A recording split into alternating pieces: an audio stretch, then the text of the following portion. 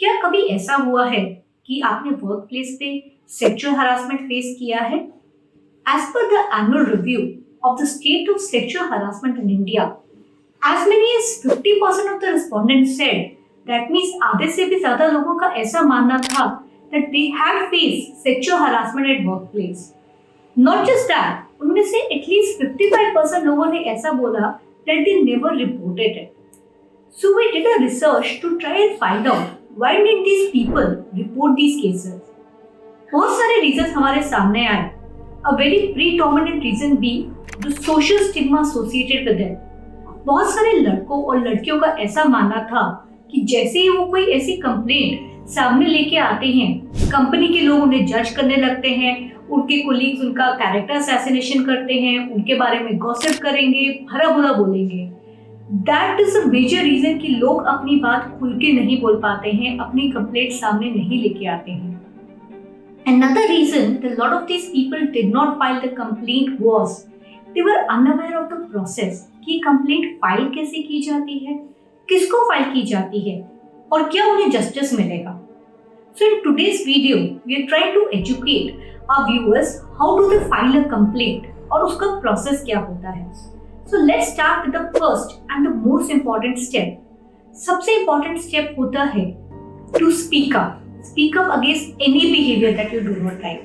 It can be sexual harassment, it can be any other kind of harassment. but अगर ऐसा organisation में कोई भी बिहेवियर है जो आपको पसंद नहीं आ रहा है, आप लड़के हैं या लड़की हैं, please be vocal about it. Please be assertive and से दिस इज नॉट ओके. मुझे इस तरह की बातचीत पसंद नहीं है, मुझे इस तरह का फिजिकल टच पसंद नहीं है. Don't keep asking me out for coffee all the time, specially जब मैंने मना कर दिया है. So the first step would be to speak up about it.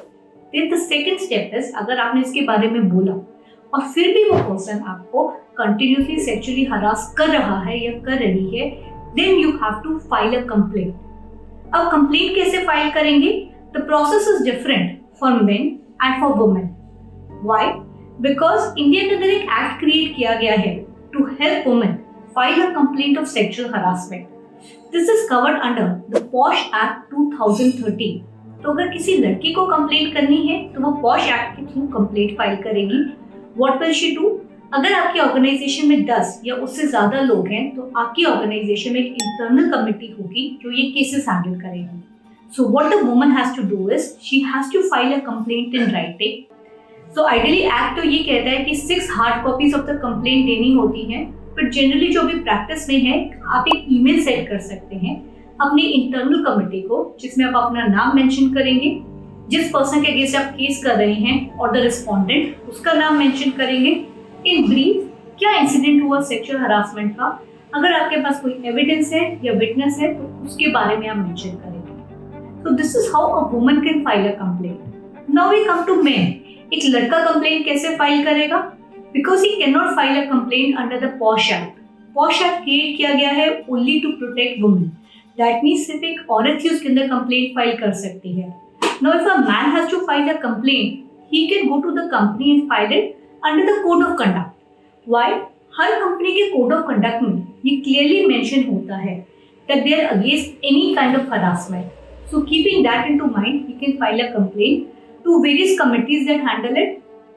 कुछ ऑर्गेनाइजेशन में एथिक्स कमेटी होती है, कुछ ऑर्गेनाइजेशन में कंप्लायंस कमेटी, किसी में एंटी डिसिप्लिनरी कमेटी जो ये केसेस को हैंडल करती है. अगर आपकी ऑर्गेनाइजेशन में ऐसी कोई कमेटी नहीं है, then file a complaint to the HR department and always remember file the complaint in writing. अगर आप चाहते हैं कि आपको सीरियसली लिया जाए, always put a complaint in writing versus verbally talking about it. अब आपने कंप्लेंट कर दी, so you will have to wait कि ऑर्गेनाइजेशन उसको रिकॉग्नाइज करे और आपको बुलाए. So how do you address that? आपने कंप्लेंट कर दी और जवाब नहीं आ रहा है, wait for a week's time, then send them a reminder 1. फिर भी जवाब नहीं आता है, then send them a reminder 2. फिर भी जवाब नहीं आता है, देन सेंड अ रिमाइंडर 3. अब 3 बार आपने ऐसा किया, फिर भी जवाब नहीं आ रहा है, तो क्या कर सकते हैं? Both for men and women वो एस्केलेट कर सकते हैं अपने CHRO को, जो आपके ह्यूमन रिसोर्सेज के हेड हैं. अगर उनसे भी रिवर्ट नहीं आता है, even to the CEO of the company. तो लेट्स अज्यूम आपने ये सब कर लिया, फिर भी आपकी कंप्लेंट का कोई भी रिस्पॉन्स नहीं आ रहा है, तो क्या कर सकते हैं? Again, the step varies for both men and women. Let's start with what can a woman do. सबसे पहले ये लड़की जो है वो ये केस पुलिस के पास लेके जा सकती है, बोल सकती है कि मैंने ऐसी कंप्लेंट फाइल की है, राइटिंग में की है, ये उसकी कॉपी है, पर मेरी कंपनी कोई एक्शन नहीं ले रही है. और she can go to any woman related NGO या फिर कोई वुमेन पब्लिक कमीशन हो, स्टेट वुमेन कमीशन होते हैं, उनसे जाके भी मदद मांग सकते हैं. And they would be able to help you out in such cases. Now what can a man do in such a case? Let's say उसने ऑर्गेनाइजेशन में मल्टीपल लेवल्स पे बोला पर उसको हेल्प नहीं मिली. Then the next thing he can do is he can go to the police and lodge an FIR कि ऐसा मेरे साथ हो रहा है बट कंपनी एक्शन नहीं ले रही है. Now the next and a very important step that you need to do is आपको अपना केस जीतना है, सिर्फ फाइल नहीं करना है. So gather as many evidence that you have, right?